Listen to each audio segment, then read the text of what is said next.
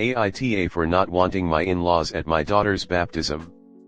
There's a lot of drama behind my feelings. My relationship with my in-laws was great until my then fiancé and I got an apartment together. His mom is obsessed with him and cried, and started treating me differently. When we got married it was very weird. When I got pregnant with my daughter things got even weirder. They felt very entitled to my daughter, would touch my belly despite me asking for them not to, shared information on Facebook before asking us if it was okay to do so when they know we're private people, and just giving unsolicited opinions. Phil told me please don't give our baby any poison vaccines, and Mill assumed for some reason she would be watching the baby all the time when she was born, despite knowing I would be a Sam. Now I know in hindsight my husband and I should have nipped these behaviors in the bud, but we just wanted to enjoy my first pregnancy. They were devastated when we said we wanted 2 weeks at home just us and the baby to bond, and listed our expectations. Things like we didn't want our daughter's photos on social media or texted without permission, showering and clean clothes before visiting, they are all smokers, no kissing the baby, wearing masks until baby is vaccinated. She was born in October 22nd. His mom ignored our text, talked crap about us to his grandmother texted us saying we hurt his mom, we're cold and cruel. His mom denies this, but later on used the same language to us. After a traumatic birth and family being sick on both sides, no one met her for about a month. When my husband's family visited they needed constant reminders about our rules and still messed up. His mom in particular has been awful, posted photos without permission on social media several times including after blocking me, said we had PPA, said our daughter would do the same to us after she's long gone, and other manipulation tactics. They talked crap to me when we texted them that they upset us not following rules. They said when we loosened up rules they would visit. Our cat went missing and they've been insensitive. My husband and I agreed they wouldn't attend our daughter's baptism because of drama, constant disrespect, and because we can't trust them to not take photos of her. Now my husband is getting cold feet because he says that it will be a relationship ender, that if his daughter can't see his family why should he try having a relationship with them? He's been playing the field and trying to be nice to them even when his mom has been cruel to me. His mom and grandmother talk crap about me on Facebook, didn't get him a card or really acknowledge his birthday besides on Facebook when he doesn't have Facebook, and his mom refused to see our daughter in July because she doesn't wanna follow rules. AITA for wanting a peaceful baptism without them present? Comment.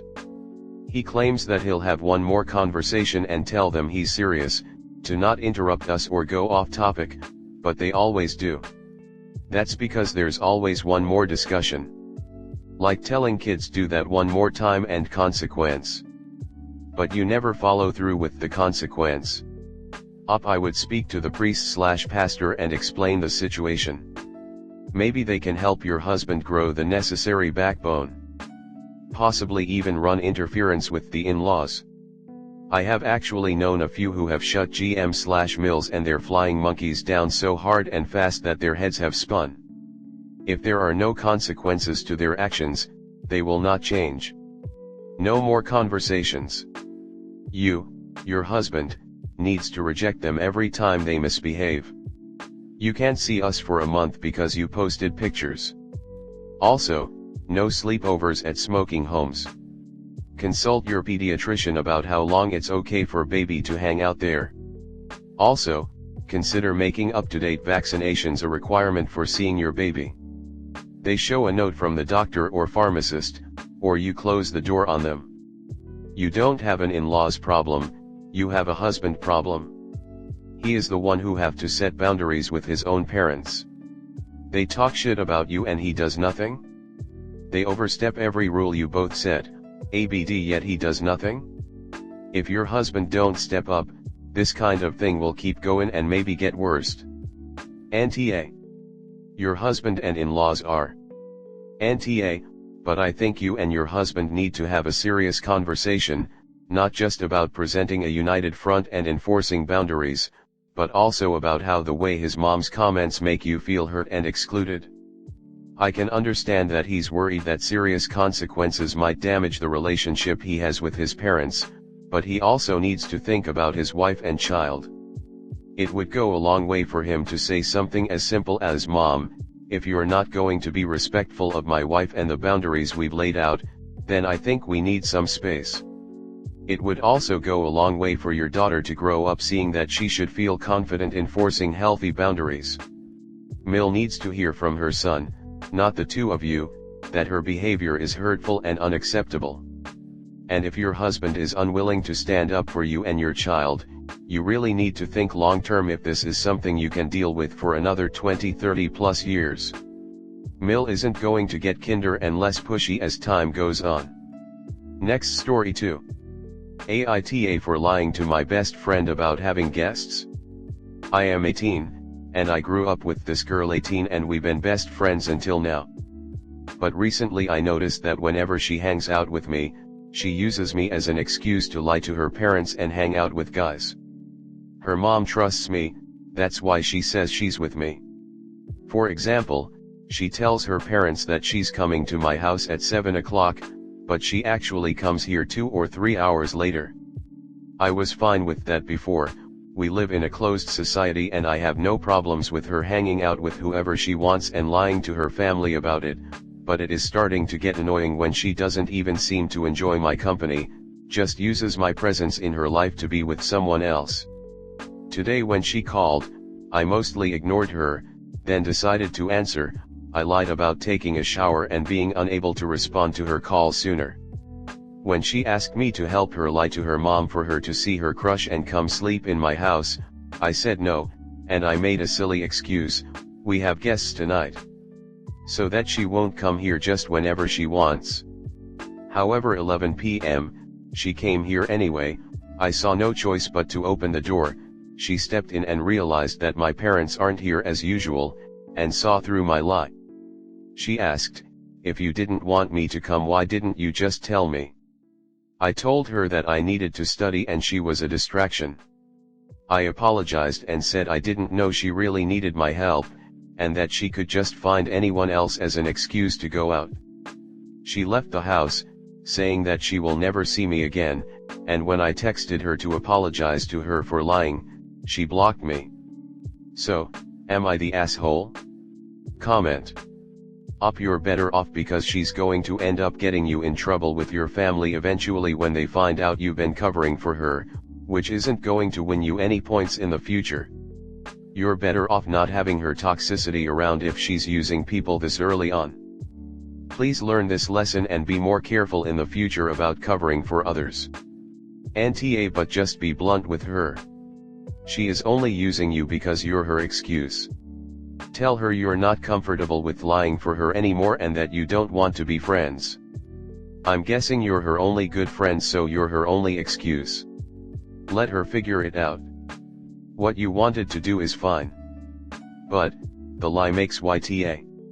You should never do anything that you don't want to. Your reason is irrelevant because we are all adults and free to make our own decisions. Sometimes other will disagree and criticize, but no matter. Just say no, if that's what you want. The reason is nobody's business. Truth be told, it is most likely that her reaction to being told without an explanation would have been the same as her reaction when she discovered the lie. She was using you, and when it became obvious that you were done allowing that, she dumped you. An explanation almost always leads to a confrontation if the recipient can poke a hole in your line of reasoning. No should always be accompanied with a smile. A frown, aggressive, or overly assertive behavior sets the stage for conflict. A smile disarms and calms. Dr. Phil says that body language is 90% of human communication. Next story 3. AITA for getting a coworker fired. I work in a competitive corporate environment, and the pressure is always high to perform. I've never had any issues with my colleagues, and we've always been able to work together effectively. However, this all changed when a new intern, let's call her Lisa, joined our team. Lisa was incredibly smart and hardworking, and she quickly became one of the top performers on the team. I could tell that some of my co-workers were feeling threatened by her success, and they began to try to sabotage her work or take credit for her accomplishments. It got to the point where Lisa was feeling isolated and undervalued, and she was considering leaving the company altogether. I saw the unfairness of the situation and decided to intervene. I had a private conversation with our manager, expressing my concerns about the treatment of Lisa and how it was affecting her work. The manager listened to my concerns, promised to investigate, and ultimately decided to take action against the perpetrators. As a result of my actions, some of my co-workers were fired, and I was promoted. However, some of my other co-workers are now upset with me, saying that I betrayed our team and cost them their jobs. AITA for taking matters into my own hands and getting my co-workers fired? Comment.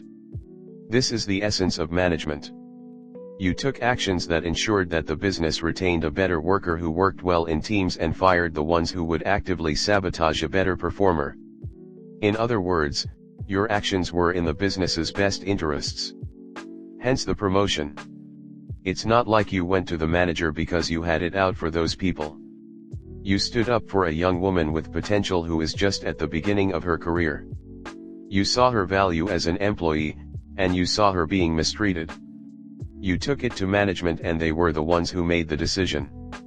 You didn't get them fired, they got fired by bullying a literal teenager. Congrats on your promotion and for looking out for this woman. She will remember you forever for this, I promise. As a manager, I can't even begin to express how much we appreciate this. Often, we're not privy to some of the toxic environment co-workers subject each other to because of some code. The investigation very likely uncovered that there was more going on than even you were aware. People don't get fired for simply taking credit for work an intern did, there has to be some violation of law or company policy going on. They got themselves fired for misconduct. If they hadn't been doing that crap they'd still be employed. You didn't force them to sabotage her work. You didn't force them to take undue credit for her work, either. It's funny how when people do shitty stuff and get fired for it, it's always someone else's fault.